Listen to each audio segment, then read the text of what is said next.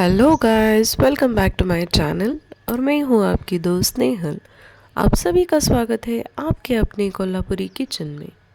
शीर खुरमा एक क्लासिक मुगलाई मिठाई है जिसे दूध, खजूर, बढ़िया सिवई, मेवे और घी से बनाया जाता है। यह एक पारंपरिक त्योहारी व्यंजन है और इसे ईद के मौके पर या फिर रमज़ान के दौरान बनाया जाता है। तो चलिए बनाते हैं शीर खुरमा।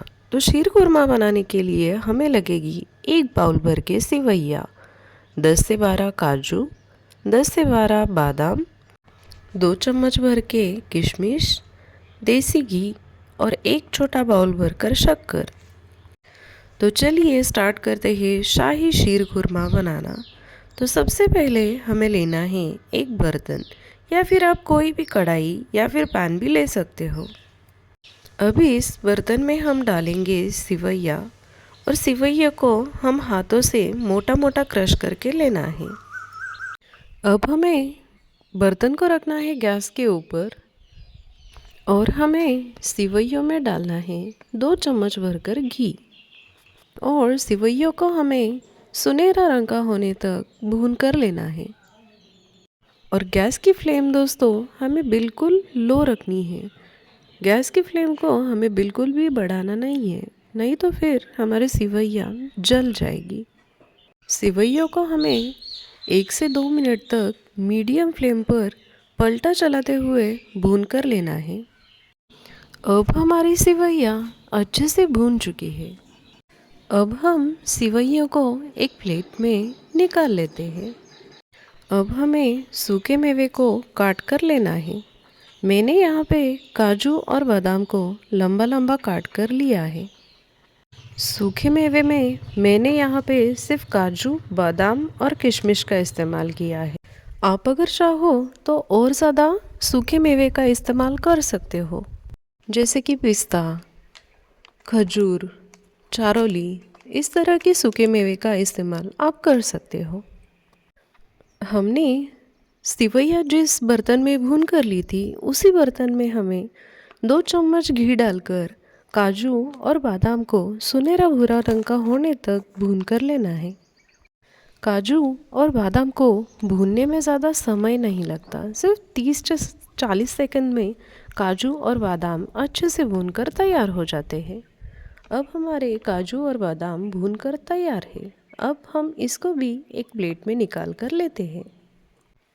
अब हमें किशमिश को भी इसी तरह से भून कर लेना है। किशमिश को हमें लो फ्लेम पर किशमिश फूलने तक भून कर लेना है। जैसे ही किशमिश फूल कर तैयार हो जाए, हमें किशमिश को भी एक प्लेट में शिफ्ट करके लेना है। अब हमारे सारे सूखे मेवे अच्छी तरह से भून कर तैयार हो चुके हैं। अब हमें बचे हुए घी में फिर से सारे सूखे मेवे और सिवैयों को घी में डालना है। अब हम इसी में डालेंगे एक छोटी कटोरी भरकर शक्कर और शक्कर को सिवैयों के साथ अच्छे से मिला लेंगे। और दूसरी तरफ रखेंगे हम दूध और दूध को भी अच्छे से उबाल कर लेंगे।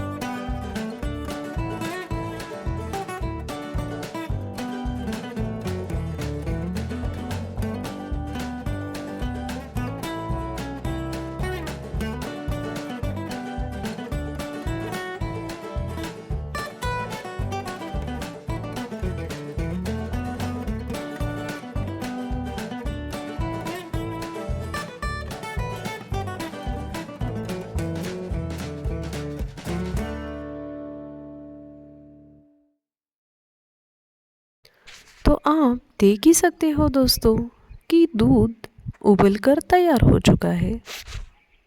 अब हमें उबले हुए दूध को सेवइयों में डाल देना है। अब इसको अच्छे से मिक्स करके एक उबाल आने तक छोड़ देना है। तब तक चीनी भी मेल्ट हो जाएगी।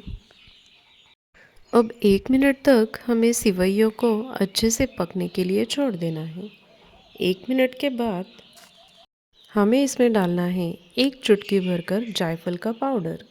अगर आपके पास जायफल का पाउडर न हो तो आप मेरी तरह जायफल को घिसकर डाल सकते हो। अब हमें लेनी है 5 से 6 इलायची और इलायची को हमें अच्छे से कूटकर खीर में डालना है और खीर को अच्छे से 1 से 2 मिनट तक पकने के लिए छोड़ देना है।